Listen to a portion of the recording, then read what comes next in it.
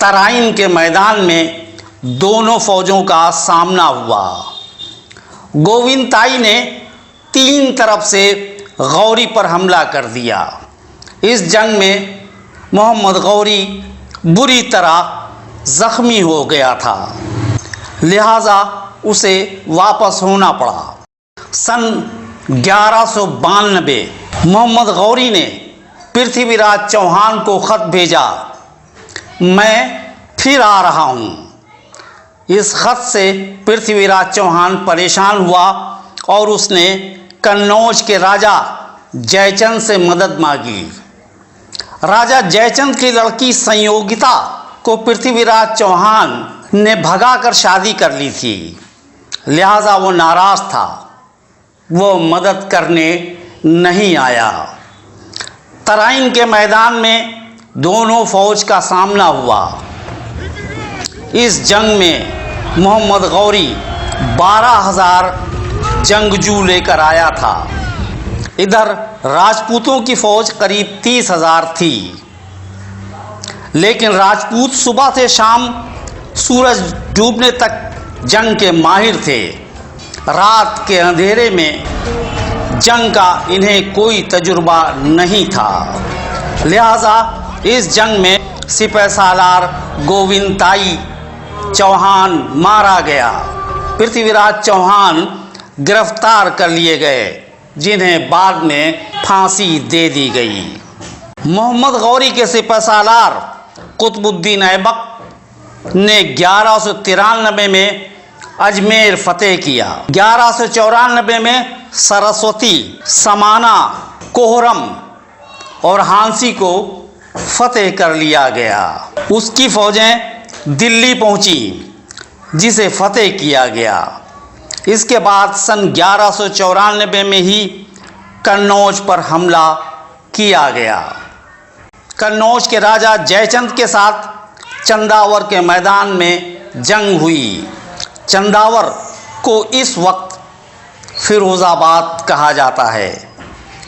इस जंग में जयचंद मारा गया। 1195 से 1197 तक चली जंग में राजस्थान के बेशुमार किले फतेह कर लिए गए। 1198 में बनारस और दोआब फतेह किया गया। 1199 से 1202 तक नालंदा, तक्षशिला, वेदांतापुरी, बंगाल में नाडिया, देवकोट फतेह कर लिए गए। 1202 से 1204 तक दक्षिण में कालिंजर, महोबा, खजुराहो और ग्वालियर फतेह किया गया। 1205 से 1206 तक आसाम, सिक्किम व नेपाल फतेह किए गए।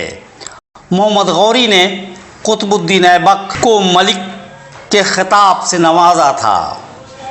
अपने ग़ुलामों में कुतुबुद्दीन ऐबक को हिंदुस्तान का अमीर बनाया था। इसके अलावा ताजुद्दीन यल्दौस को अमीर गज़नी, नासिरुद्दीन कबाचा को अमीर मुल्तान और आराम शाह को अमीर दिल्ली बनाया था। ये लोग अपनी तकर्रुरी से खुश नहीं थे। इल्तुतमिश को अमीर बदायूं, काजी ज़ियाउद्दीन को अमीर भटिंडा, कैमूज़ रूमी को अमीर अवध और बख्तियार खिलजी को अमीर बंगाल बनाया था। मोहम्मद गौरी ने ख्वाजा बख्तियार काकी को दिल्ली और ख्वाजा मोइनुद्दीन चिश्ती को अजमेर में बसाया था। मोहम्मद गौरी ने बड़ी तादाद में मस्जिद, मदरसे और किले बनवाए थे। नालंदा, बदायूं और लाहौर में फ़ौज के तालीमी मरकज़ के साथ फ़ौजी असलहे के कारखाने खोले थे। हुकूमत के निज़ाम में उसने लगान उपज का 10वां हिस्सा और महसूलियात 5वां हिस्सा कर दिया था। जुर्म की सज़ा क़सास का ऐलान किया था। क़सास का मतलब होता है जैसा जुर्म हो वैसी सज़ा। जिसके साथ जुर्म किया गया हो उसकी मांग पर सज़ा। सन 1206 की तारीख 15 मार्च को जब मोहम्मद गौरी लाहौर में इल्तुतमिश की शादी की तकरीबात से वापस गजनी जा रहे थे, रास्ते में रात गुजारने के लिए रुके।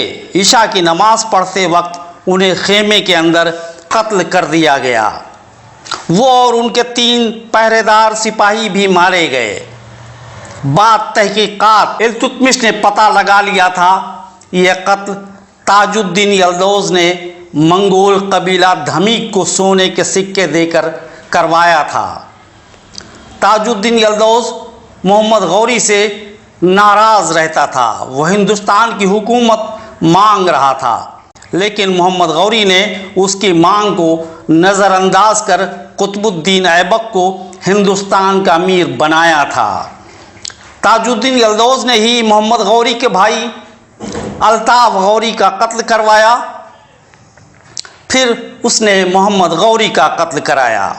इसके बाद गजनी का सुल्तान होने का ऐलान किया, लेकिन इल्तुतमिश ने यल्दौज़ को सन 1214 में तराइन के मैदान में शिकस्त देकर उसे गिरफ्तार किया था और फिर उसे दिल्ली की गलियों में कालिख लगाकर घुमाया गया, फिर बदायूं लाकर फांसी दे दी गई थी। मोहम्मद गौरी ने अपने नाम के सोने के सिक्के चलवाए, उस पर कलमे तैयबा लिखवाया गया था। मोहम्मद गौरी की मज़ार पाकिस्तान के ज़िला झेलम के तहसील सोहावा के गांव धमीक में वाक़े है। ये मज़ार लाहौर से रावलपिंडी के रास्ते जीटी रोड पर मौजूद है। आप मोहम्मद गौरी की बायोग्राफ़ी तफसील से जानना चाहते हैं तो हमारा चैनल पहचान इस्लामिक तारीख़ ऑफ दिल्ली सल्तनत ज़रूर देखें। यह सीरियल यूट्यूब, डेली मोशन और ब्लॉग स्पॉट पर मौजूद है। शुक्रिया।